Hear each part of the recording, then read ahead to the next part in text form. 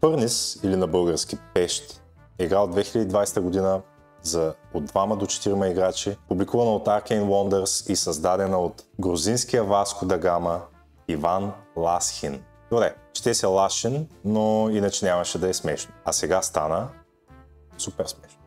Искал ли си някога да си капиталист, който управлява индустриалната си империя? Искал ли си някога да имаш всичките въглища на света в 19 век? Да, защо? Пещ поемаш ролята на, точно така, индустриален магнат, който се е заел собственоръчно да пробие дупка в озона с системата си от фабрики за производство на въглища, желязо и нефт. 4 рунда, в които се развива една игра, ще надаваш за нови фабрики, ще оптимизираш системата си за производство на ресурси с цел да направиш повече пари. В края на 4 рунда, който има най-много пари, печели. Чисто и просто. Под машина за производство има предвид карти с фабрики, които произвеждат или преработват ресурси в такова количество и толкова пъти, колкото ти е нужно, за да изкараш някой лев. Представи си машина, в която вкарваш ресурс от едната страна и изкарваш пари от другата страна. Това трябва да постигнеш.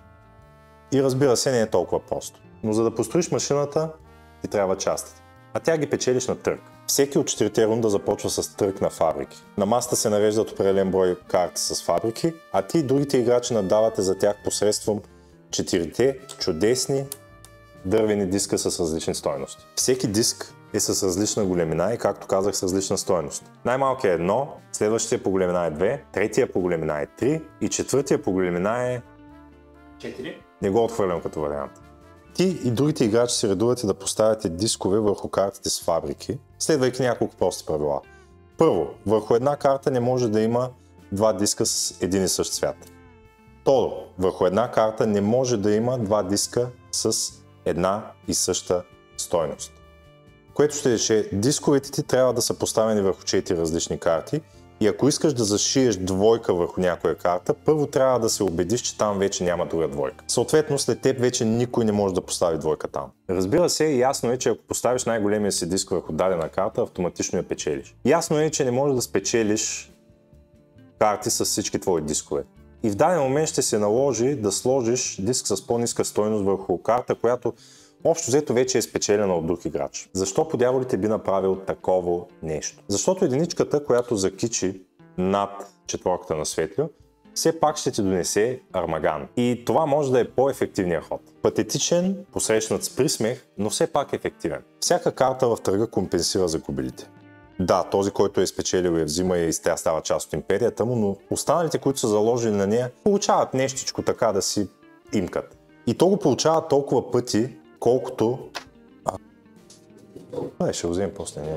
И то го получава толкова пъти, колкото пише на диска, който са сложили върху картата. И тази компенсация понякога може да ти е много по-полезна, отколкото самата карта. Да вземем за пример тази карта. Който си е спечелил да е жив и здрав, нали, картата да му е хайрлия, както се казва. Но преди това, всеки загубил ще получи желязо. Жълтия 1 брой, червения 2 броя, белият 3 броя. Дето има една приказка на загубилите, честито. Някои карти ще ти дават възможност да конвертираш един ресурс в друг определен брой пъти.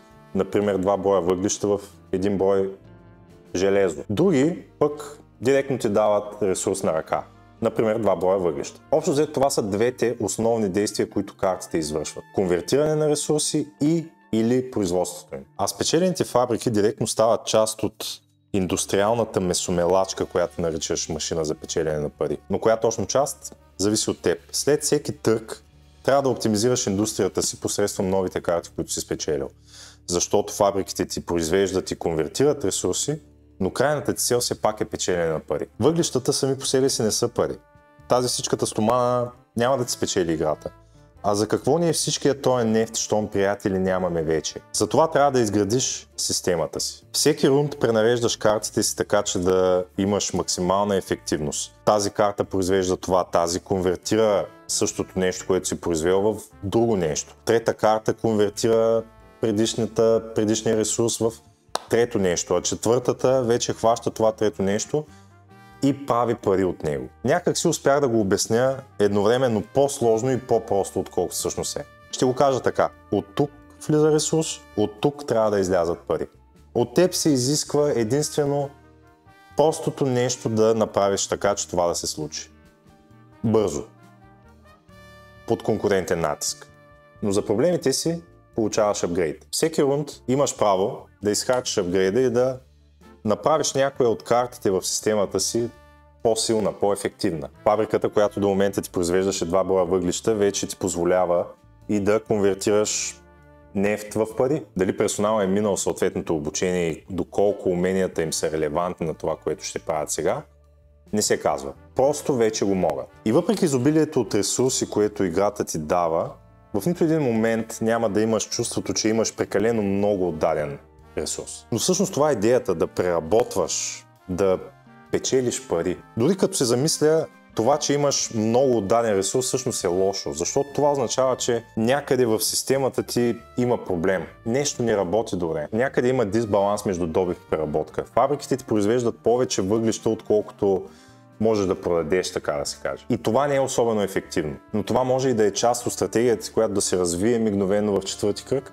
и да ти спечели играта. Вариант. Все пак всеки следващ рунд натоварва машината ти, натоварва двигателя ти по някакъв начин. В първия рунд имаш малко карти, тук там нещо произвеждаш, нещо конвертираш. Във втория рунд започваш да разбираш на къде отива играта и добавяш нови ресурси. В третия рунд почваш да лепиш пробойни, почваш да оптимизираш вече самата система, така че да е максимално ефективна. Търсиш максимизиране на печалбите. Въобще Furnace е поредица от малки, специфични и трудни решения, действащи с натрупване, за да извлечеш максималната ефективност от ограничения брой и видове ресурси, с които разполагаш. И това е само половината от всеки рунд. Другата половина, търговете, имат своя специфика, свои подводни камъни. Да печелиш карти е важно за системата й. Така я оптимизираш, така я правиш по-ефективна. Но да не печелиш карти, а да взимаш компенсации също е важно, защото така получаваш гориво за същата тази система. Частите са важни, за да работи всичко, но и трябва да има и гориво, защото иначе пак не работи. А нека не забравяме, че играеш с други хора. Цялото ти индустриално богатство е на показ, видимо е за тях. Ресурсите ти и фабриките ти. Не само ти знаеш коя карта ти трябва.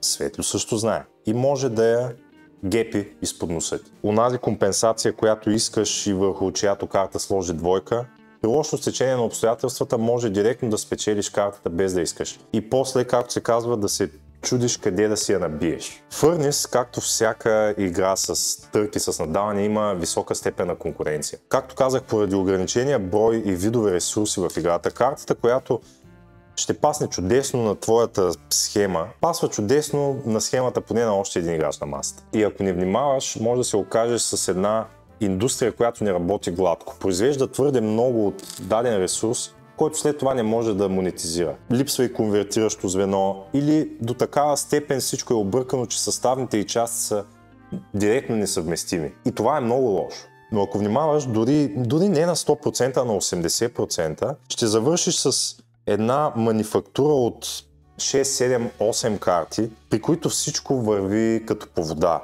Ресурси влизат, преработват се, стават други ресурси, накрая стават пари. Максимална ефективност, високи печалби, червена ябълка в градина и така нататък. И това ще е супер удовлетворяващо. Ще те накара да се чувстваш умен. Дори и реално ти въобще да не си такъв.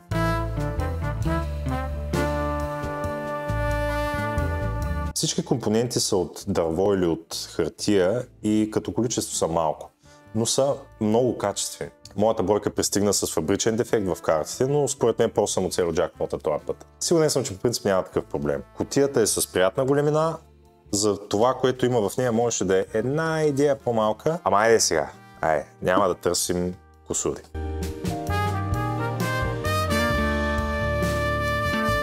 Истината е, че Furnace звучи и изглежда малко по-трудно, отколкото всъщност е.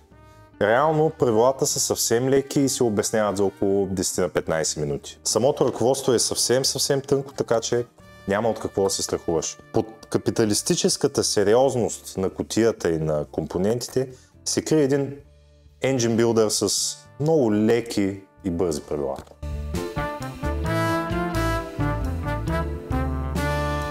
Въпреки правилата, Furnace е по-скоро за хора, които имат опит в хобито. Проблема е самата тематика, която може да се стори скучна и суха за непосветения. Но реално играта въобще не е такава и все пак разбирам защо може да се стори по-скоро сериозна и плашеща за някой, който не е играл модерни настолни игри.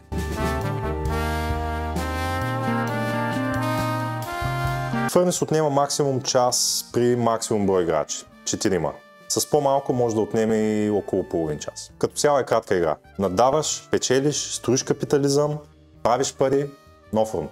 Край. Първите 2 рунда са скорострелни, последния отнема малко повече време, защото имаш повече карти в системата си и малко повече време отнема да ги нагласиш. Но въпреки това не отнема повече от 5-10 минути в края на играта. Както казах, кратка игра е. Обемът също не е голям, особено ако си подредиш индустрията компактно. Ресурсите са малко видове, няма да имаш 100 купчени с токени по цялата маса. Масичка, метър на метър и си готов да играеш.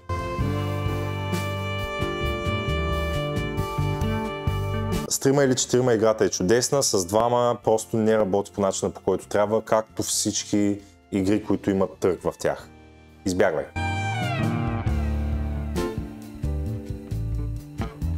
Играта е изцяло на английски. Въпреки че по картите и по компонентите няма текст, все пак ще ти трябва английски, за да прочетеш ръководството. Ако все пак някак научиш играта без да четеш ръководството, няма да имаш абсолютно никакъв проблем да играеш. Освен това си велик. Относно възрастовата граница, играта е предназначена за играчи от 12 години нагоре, но според мен е и за може би от 15-16 нагоре, защото по самата тематика не е толкова интересна за по-малки индивиди. Аз лично се опитах да представя индустриализацията и въгледобива като супер интересни неща за стандартен 6 годишен, но опитите ми не се увенчаха с успех.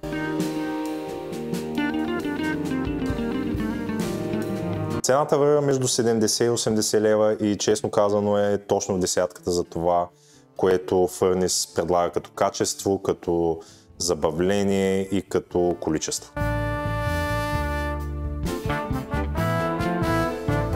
Препоръчваме Furnace без абсолютно никакъв проблем. Най-вероятно няма да е бижуто в короната на колекцията ти от игри, но все пак е чудесна за забавление и е достатъчно кратка да не ти отнема от времето преди следващата голяма игра, която сте решили да играете. Със сигурност не си личи по кутията, но Furnace е забавна, социално интерактивна и приятна игра, която въобще не е толкова сериозна, колкото си дава вид.